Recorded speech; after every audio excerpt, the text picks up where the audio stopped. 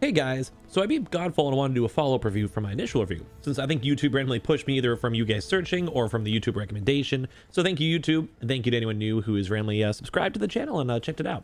I'm more of a Twitch streamer, so sometimes my video is a little bit more kind of out there or random or sporadic, but I think it's been kind of cool and I've been making more YouTube videos. So if you guys like this type of content, let me know, subscribe and all that good stuff if you guys want.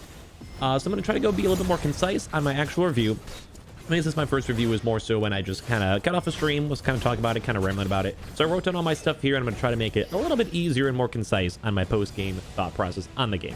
And if you guys like these types of reviews, a little bit more in-depth and such, feel free to let me know. I play a lot of games, so I don't mind usually make this for YouTube content. So when I beat the game, I have to say I was left wanting a lot more, which to me is both a good thing and a bad thing. Good in the sense that I thought the game was fun enough to play, and it would keep playing if there was more content, more story content, just stuff in general. Bad in the sense of, well, it didn't really fill my itch. There's a few post-game activities, such as doing the Dream World, which is kind of like the game's version of game modifiers, think kind of like Borderlands 3, which changed up the game, adds up, say, defense modifiers, more attack modifiers, stuff like that. Which I feel like would be really fun. So I made the first 1 or 2 runs, at least for like a gamer like me. Once I kind of experience the game, I'm pretty happy I don't want to play more post-game stuff. Some people are different, and they really like the game and gameplay style. They'll go play it forever. So it's kind of just more, I guess, on the difference of who you are. For me, I kind of felt like the combat was somewhat repetitive as well, which is why I don't really want to do too much post-game stuff. There's a lot of spamming, left-clicking, right-clicking on occasion, occasionally using your abilities. And while it's satisfying, it's not something I want to keep on doing, especially with all these new games coming out for the PlayStation 5. But that's just me. For my own playstyle and preference and gameplay style, that's kind of how I felt. Some people are different, but that's okay. I really liked it. I really thought all of it, the concepts were cool, but I just needed more. There's also the tower, which is basically just a kind of like a horde mode-ish. I don't know really good way to kind of put it. Kind of like just kind of a kill fast type game mode, which I think would be awesome to do in multiplayer. I really think it'd be good.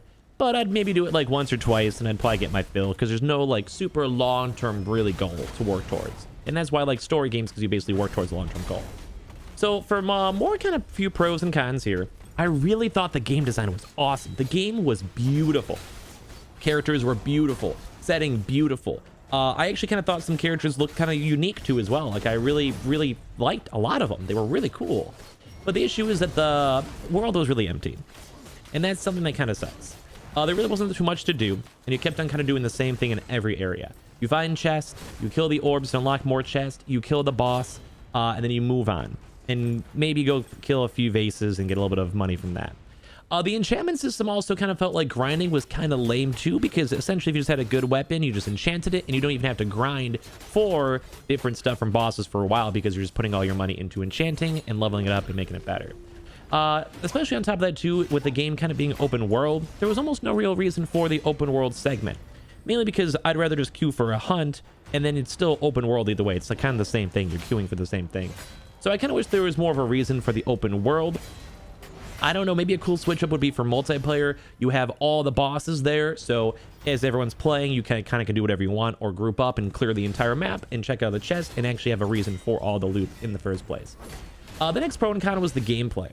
I thought the gameplay was actually really awesome. I really liked it. But it was only awesome for the first few hours. I mainly got used to my main weapons and kind of stuck with that playstyle, because I did check out other stuff. But I mainly kind of thought the Greatsword was one of the best things, because it always had a pretty consistent stagger and AoE damage. So realistically, for most bosses in most fights, it was just better. Like if you're killing 5 mobs and you can AoE damage on it, it felt so much better than say like the dual blades or like a polearm. I know there is a little bit of AoE mixed on those, but just overall it was just easier, especially with the stagger. One thing I think would be kind of cool is if they had more abilities, just in general to add to the characters, and also maybe different types of weapons. So more so think maybe like more magic attacks, ranging, maybe a pure shield gameplay where you can only use that. I know the game is not fundamentally like that, but I think that would just add overall more weapons to grind, more playstyles to try, more of a reason to want to play through the game differently, and go from there. And that also kind of goes to with when it comes to the upgrading system. We can talk about that a little bit. The next pro and con I think is the story too.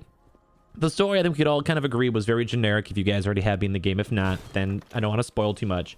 But I kept on waiting for a few extra steps, like the few next boss or the few next area to kind of go and happen.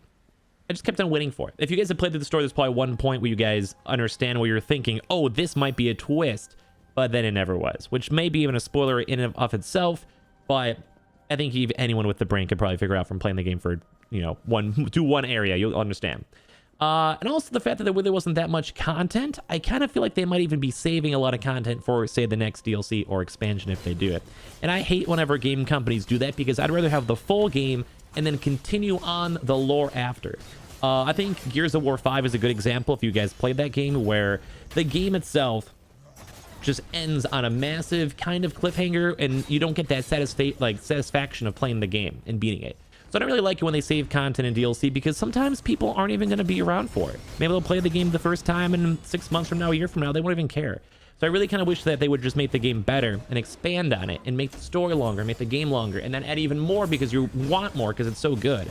Right now, I kind of just felt like it was almost rushed and kind of just trying to be finished as fast as it could. It was still very good, but I just wish there was more.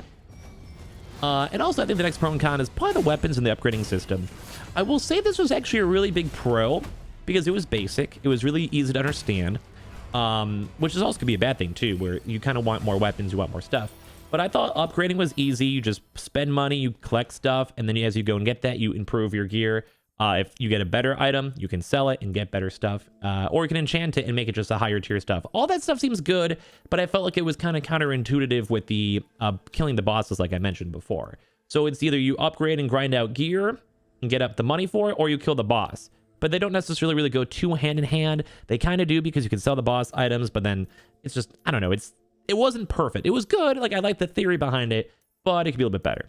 I also do kind of feel like on my random YouTube video, which actually got a lot of dislikes, but I kind of understand that, where the build, I think most people probably built the same way as me, where you kind of basically focus on all your stats, get your might up, get all of the one stat, which is all 5 of them in one thing, get the percentages, get the resistances. So I feel like most people probably didn't play on the other different attributes and skills, but that's maybe just my take. But I think everyone I talked to who played it did pretty much the same thing I did. So it's kind of basic and kind of, if you look at it for 5 seconds, you know what you're going to do. Some other games actually matter, which you kind of dive into, but for this, it kind of seemed like it doesn't really matter at all.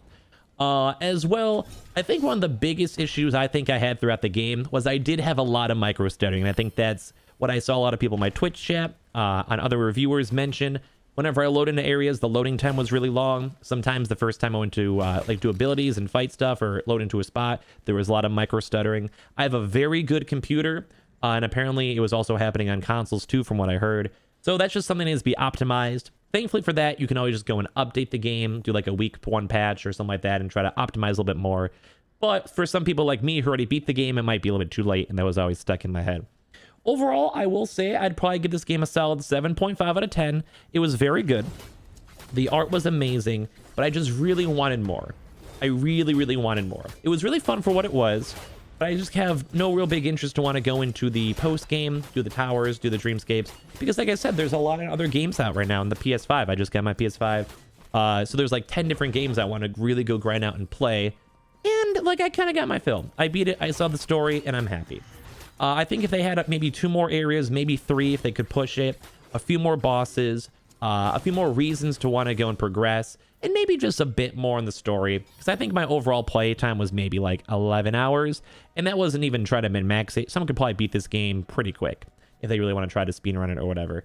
But I would say overall, I would give this game a higher rating if they kind of fixed all the things I mentioned and talked about. But I think it was worth picking up if it was on sale. If it was like a $30 game, I said that in my initial review. If it's $30, I would recommend it. I'd encourage people to buy it. It'd be worth the time, effort into it. For $70 and $60 on PC, I just think it's a little too much. Just a little too much. If you see this game on sale in the future, I'd say I think it's worth getting. Or if maybe in the future you just really want to play a game like this, or a new DLC or something like that comes out, I would highly recommend it. But overall, this is a little bit more of my in-depth review. You guys can let me know if you guys like this more formulaic stuff of me actually not rambling. If you guys want to just hear my rambles and all the other videos, I'll put them down below. I made a little playlist and all that stuff. If you just wanted to check out random things or laugh at my old videos that are kind of a little bit worse. I really enjoyed covering Godfall. If you guys want more review stuff like this or commentary or anything like this, always let me know. As well, subscribe to the channel too as well if you guys like this content. And yeah, I'm going to try my best to YouTube a little bit more because it's kind of cool to see all you people and see all your opinions and comments. And I hope you guys all enjoy the content I make. Can't wait to see you guys in the next video. Because I think I might make a new Nirvana's video. But if you guys do like reviews, like I said, please let me know. And all the social medias will be down below in the description as well. Thank you guys all very much for watching. And if anything, I would love some more proper critiques if you guys wouldn't mind throwing me out, if you're more of a maybe a random and you don't mind throwing it out there, because I would like to make my YouTube videos better if I can. Thank you guys all, like I said, very much for watching. Check out the other videos on the channel, and I hope you guys enjoy, and I'll see you guys in the next one.